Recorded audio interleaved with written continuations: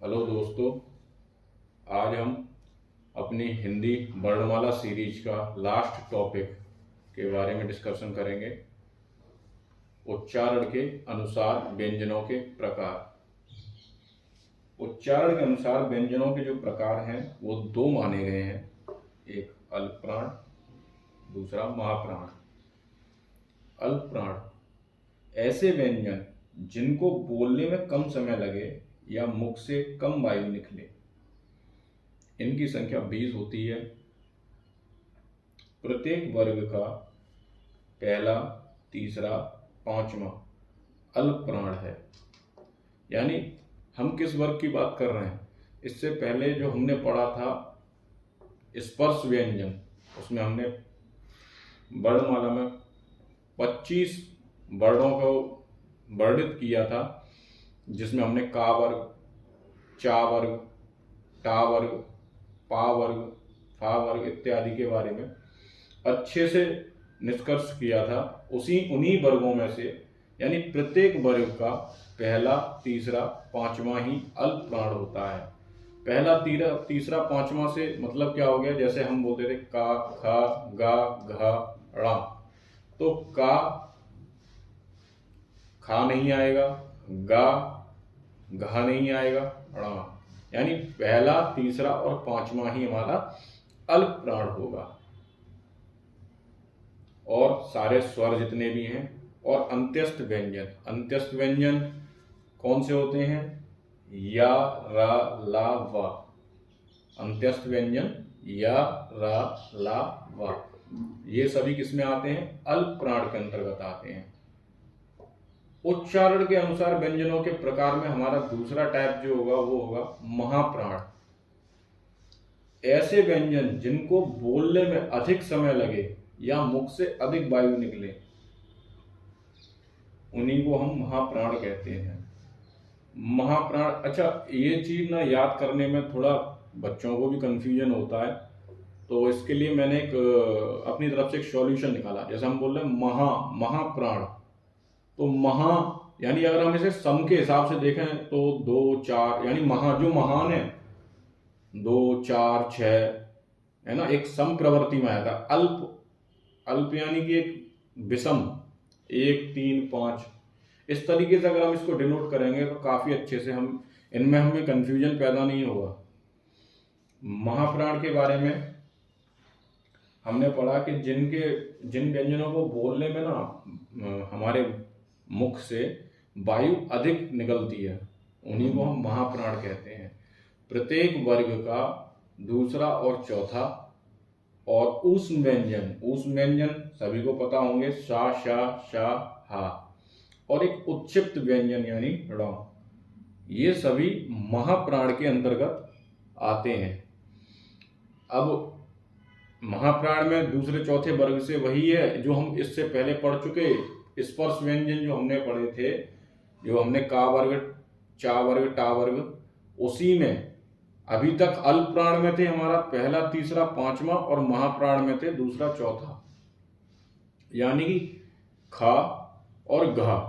यानी अगर का, खा, गा, घा, ड़ा, तो 3 तो हमारे अल्पप्राण में चले गए और 2 हमारे महाप्राण में चले गए। अब आगे कंपन के आधार पर हिंदी वर्णमाला के भेद। अभी हम पढ़ रहे थे उच्चारण के आधार पर, यानी हम इनको जब उच्चारित करते हैं तो उच्चारण के आधार पर किस प्रकार थे। अब हम पढ़ेंगे कंपन के आधार पर हिंदी वर्णमाला के भेद। कंपन के आधार पर भी ये 2 प्रकार के होते हैं, एक घोष, एक अघोष। घोष को सघोष भी बोलते हैं कहीं कहीं, तो इसमें कंफ्यूज मत होना, घोष और सघोष एक ही बात है। तो घोष के बारे में पढ़ते हैं। इन वर्णों के उच्चारण में नाद का प्रयोग होता है। अच्छा, नाद से आप लोग समझ रहे हैं, यानी घर्षण। जब हम बोले तो हमें ऐसा लगे कि घर्षण हो रहा है, एक दूसरे पे कोई चीज रगड़ रही है, घर्षण का प्रयोग होता है, श्वास का नहीं।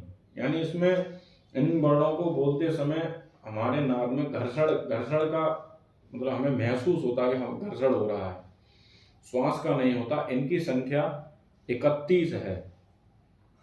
प्रत्येक वर्ग का तीसरा, चौथा, पांचवा। जैसे अब आप बोल के देखो, का, खा, आराम से बोल दी। अब बोलें गा, गा, ड़ा।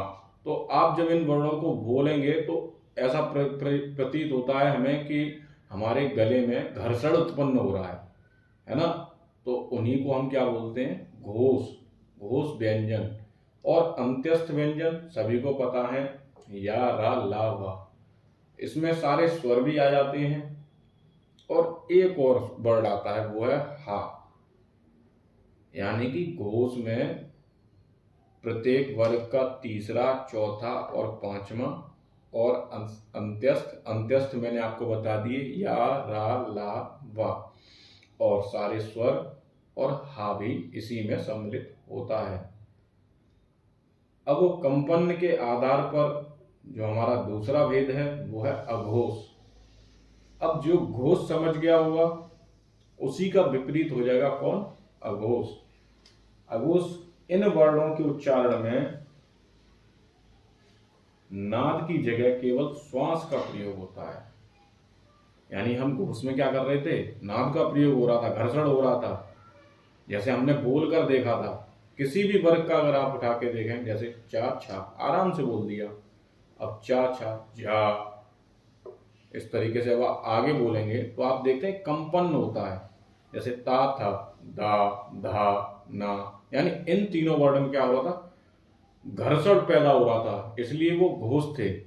और अघोष में क्या है, इनमें घर्षण पैदा नहीं होगा, केवल श्वास का प्रयोग होता है। यानी जिन वर्णों के उच्चारण में नाद की जगह केवल श्वास का प्रयोग होता है उन्हें अघोष व्यंजन कहते हैं। प्रत्येक वर्ग का पहला, दूसरा। अच्छा, ऊष्म व्यंजन में से सिर्फ 3 का प्रयोग यहां हुआ। हा हमारा घोष के अंतर्गत आ गया। तो हमारे 3 ऊष्म व्यंजन भी है इसमें, सा, सा, सा। और जो इनकी पूरी संख्या है वो कितनी है, 13। जैसे अघोष की संख्या कितनी थी, 31। और अघोष की संख्या कितनी थी, 13। आशा करता हूं आप सभी लोगों को आज ये हमारा जो पूरा टॉपिक क्लियर हुआ है, अच्छे से समझ में आया हो। और कोई भी अगर किसी को परेशानी हो तो वो मुझे कमेंट बॉक्स में लिख सकता है। धन्यवाद।